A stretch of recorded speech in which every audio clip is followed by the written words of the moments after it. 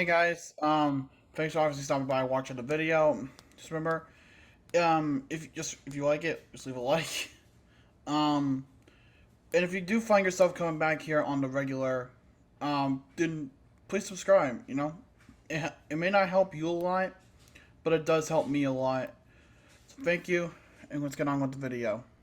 Bonjour, mes amis. Just the Nation Canadian, and welcome to the QB Huddle Session, where we don't talk about football enough on this fucking channel. So here's the NFL news, because reasons. So the first one we got on the day, we got Tom Brady talking about the lack of football production and why a number of teams are 2-2. Well, keep in mind that was as of before Week 5 happened. Basically saying there was a lot of bad football. Yeah, that makes sense because the way football's been played recently, it's gone to shit. Well, I think it's safe to say on anyone's ground, they have completely gone to shit. And I, honest to God, do not fucking see why the fuck people watch football in 2022, considering when, people don't like low-scoring games and teams that are not expected to win, that are winning. Case in point, the Giants, the Jets, the Jaguars, the motherfucking Texans, to name a few. Moving on, we do have an update on the NFL's concussion protocol modifications.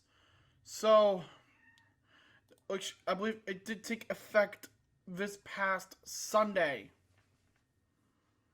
They released a joint statement on Saturday that yada yada. Basically, in response, actually, no, here. I'll read the article from NFL.com. The NFL and NFL Players Association announced in a joint statement on Saturday that while the step-by-step process outlined in the concussion protocol was followed, the outcome in this case was not what was intended during the evaluation of the game against the Bills. In response to the investigation, the league's concussion protocol has been modified. The new protocol will be in effect starting Sunday, which I guess at this point we have now basically in that new era of it. The NFL and NFLPA announced that the specific change to the protocol is that the diagnosis of ataxia has been added to the mandatory no-go symptoms that determine whether or not a player re-enters the game. And I guess they quote a part of it here by saying, as such, as has been done in previous cases, based on the advice of the parties' respective medical experts, the protocol will be modified to enhance the safety of the players. Specifically, the term ataxia has been added to the mandatory no-go symptoms. Ataxia is defined as abnormality of balance/stability, motor coordination, or dysfunctional speech caused by a neurological issue. In other words, if a player is diagnosed with ataxia by any club or neutral physician involved in the application of the concussion protocol, he will be prohibited from returning to the game and he will receive the follow-up care that is required by the protocol. Which I fucking agree with wholeheartedly. About fucking time. We needed this protocol to be changed badly, and we got it. We got that change. If anything, this should be a wake up to NFL teams everywhere, but knowing the NFL today, they don't really give a shit. I guess really just more so destined on making online in their wallets. Seriously. But we're going to continue. We're going to continue on here. I had to scroll back because I lost everything on the article. We start here with Rashad Penny. So in the weekend review vid, I talked about how his season was over because of an ankle injury. I was not far off, but I was incorrect, and I do apologize. It was a fractured fibula. So it was a leg. But, oh my god. But I believe from what the reports were saying, his season's done. 5 weeks in, dude. God damn. Seriously, dude. God damn. That sucks. That, honest to God, does suck. And now we move on after wishing Rashad Penny good health. A trade between the Browns and the Falcons in which the Browns acquired former Pro Bowl linebacker Deion Jones in exchange for a late round draft swap. Now, the Browns probably needed that. They probably needed that, and maybe I have some depth to that freaking team. But how do we know? Well, we'll just have to wait and see. We'll just have to wait and see on that. Now, I mentioned this as well on Monday in the weekly review vid that Matt Rule, no, not Monday, yesterday. I don't know why I thought weekly review was Monday. I'm stupid. It sucked. That Matt Rule has been fired. Phil Snow has also been fired. So the head coach and the defensive coordinator are gone. And I believe we do have an interim coach named by the name of Steve Wilks. He was the Panthers' defensive passing game coordinator and the secondary coach. Hopefully he can make somewhat of an impact on that team. Hopefully. That's all I can say. Speaking with the Panthers, Mayfield is dealing with a high ankle sprain during the loss against San Francisco this past week. So that means enter XFL standout PJ Walker. He'll be starting against the Rams. Good luck. You're probably gonna lose. Just saying. I'm serious. You really ought to be. Moving on, I would like to honestly talk about the fucking stupid bullshit that is ref ball. We had 2 instances of it this week, thinking that we could get away with it. Number one, what was number one, you may ask, ladies and gents? Well, allow me to tell you, dear viewer. Week 1, no, not week 1. This is bookkeeping this week. Ref ball number 1 was at the game between the Falcons and the Buccaneers, where Jerome Boger was saying that Grady Jarrett unnecessarily threw down Tom Brady. And now I think it's time for an impromptu lesson on how to sack a quarterback. Step 1, you ask the quarterback for consent.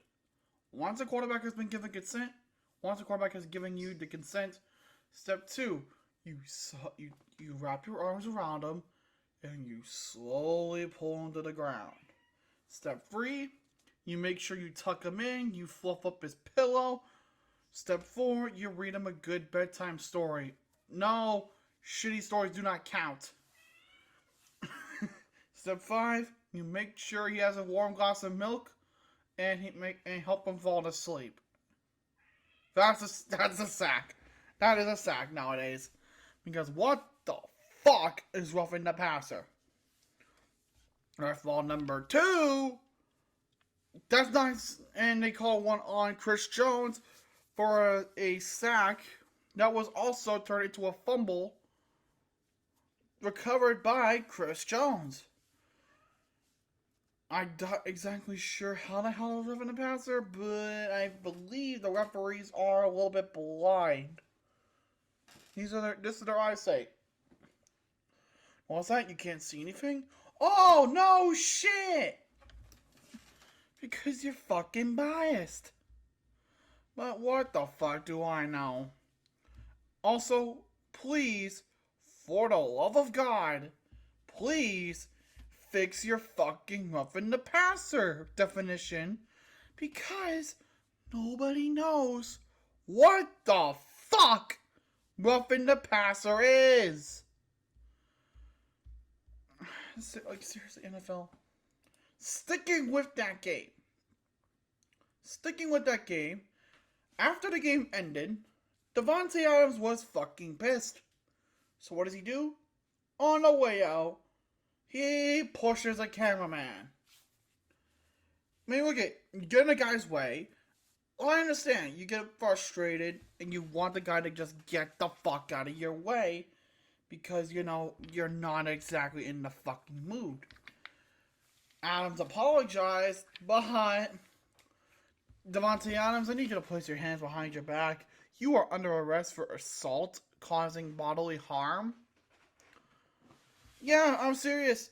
He had charges of assault placed on him by a Kansas City municipal court. Oh my god, I swear to God.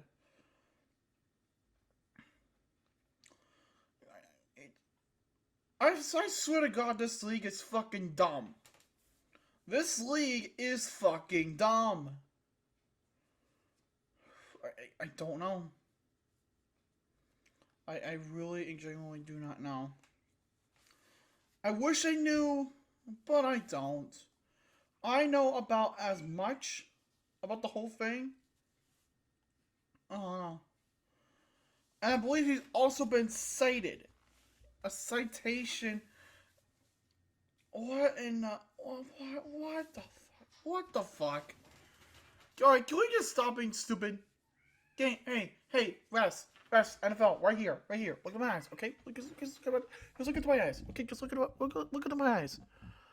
Roughing the passer definition needs to be fixed, and the stupid bullshit needs to fucking stop. Because you know what's gonna happen? You're gonna get your asses beat.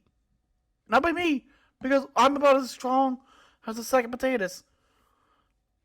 But I'm sure someone's gonna kick your ass. So stop the shit. Stop the shit. Because we just want to enjoy football. Stop the stupid shit. Right. So, moving on to this. If the MLB's ALDS series between the Seattle Mariners and the Houston Astros goes to a Game 4, then the game between the Cardinals and the Seahawks will be pushed back from its 4:05 start to 5:30. Again, that is if the Mariners Astros goes to a Game 4. Will they do it? I don't know. Maybe you'll have to hear my opinion tomorrow on Pictures Counter. And that will do that. So, introducing once again my shitty top 10. Now, how does the shitty top 10 work? Well, I just go around and I just say where each team is on the power rankings, and you can disagree with me all you fucking want. All you fucking want. Because you don't have to agree with me. Number 10, based on what I've seen, New Orleans. New Orleans looked good in the game against Seattle. They got the win, and they definitely deserved this spot right here. The only thing I would change, though, about New Orleans' offensive planning is the way that Taysom Hill played. Get the ball to him more on the ground. Seriously, get the ball to him more on the ground, and I think you're good. Number 9, I'm going to give this one to the San Francisco 49ers in their win against Carolina. Everything was clicking for that team. Most signs look really good, so why not keep the train going? Seriously, why not keep the train going? If your team looks good, keep the fucking thing moving. At number 8, we have the Minnesota Vikings. The Minnesota Vikings, how do I word them? They're the best team in the NFC North. That's about all you can say about them right now because Green Bay is dog shit. The Lions are dog shit. And the Bears are dog shit. What the fuck is going on? Oh, wait. Nothing makes sense. Nothing ever has made sense. So, what the fuck are you doing? So, yeah. Sorry. At number 7, I'm going to give this one to the Vegas Raiders despite the loss. Did they lose the game? Yeah. But did they look good? I mean, well, other than a few mistakes on offense and player getting arrested for assault, You guys didn't look completely terrible. You guys didn't look completely bad. Could be worse. You give me the Miami Dolphins shit in the bed against the New York Jets. I'm serious. You guys could be worse. That's all I'm saying. At number 6, I'm gonna give this game to. I don't want to give it to the Chargers because the Chargers are not doing all right. But I'm gonna give it to the New York Jets. Fuck it. Let's start the chaos. The New York Jets are somehow respectable in 2022. They're 3-2. They actually looked good against Miami. I don't know where the hell this voodoo magic bullshit came from, but maybe Robert Saleh actually has something going on. Maybe Robert Saleh actually managed to get something together. What? We don't know, but hey, anything that you can take that's good, you can get. Just take. At number 5, fuck it.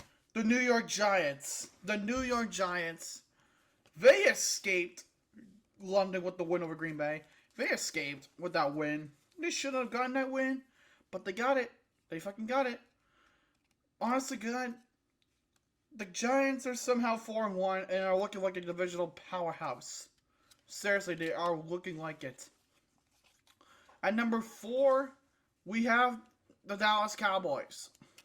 The Dallas Cowboys also are looking really good, but that's to be expected. Cooper Rush, especially, has been on top of the fucking game.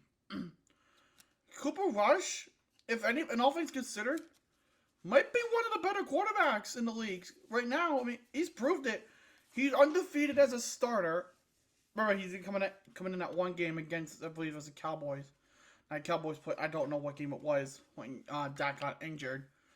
But if anything, Cooper Rush has looked legitimate. He's held his own. He's made sure his receivers were getting the ball and the runners were able to run. He's done everything that he's needed to do. Defense has also played a big part in their success. So that's why I went down to number 4. Number 3, Buffalo. The Buffalo Bills are still good. The Buffalo Bills are still strong. Now, they just kicked the shit out of Pittsburgh. So that was an easier win for them because, Pittsburgh's not exactly good right now. But, say what you want about the Bills, but the Bills are good. And they're going to be good for a long time. And it's going to be a great matchup against number 2 on this list, the Kansas City Chiefs. That game is going to be fucking God. The Chiefs looked really good against the Raiders, holding them back and keeping their fucking dominance alive because, it's the Kansas City Chiefs. The Chiefs, they're looking good right now. Just try to be careful with the sacks and just carefully lay down the QB next time because we don't know what the fuck roughing the passer is.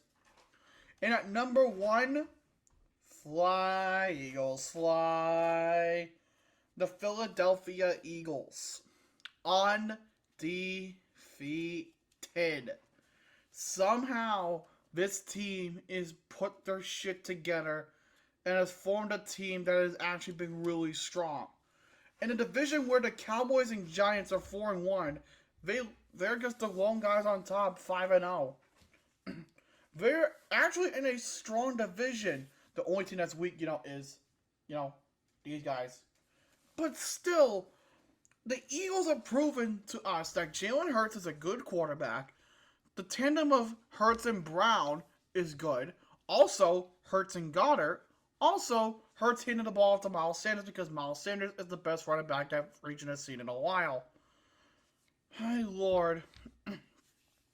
But good luck, Eagles. You're going to need it. But I hope you guys did enjoy this week's video. If you did, leave a like. Comment down below if you guys want to see anything next. And if you have not done so already, subscribe and join the Illogical Nation. But until next time, je suis le Canadien. Bonne nuit et au revoir.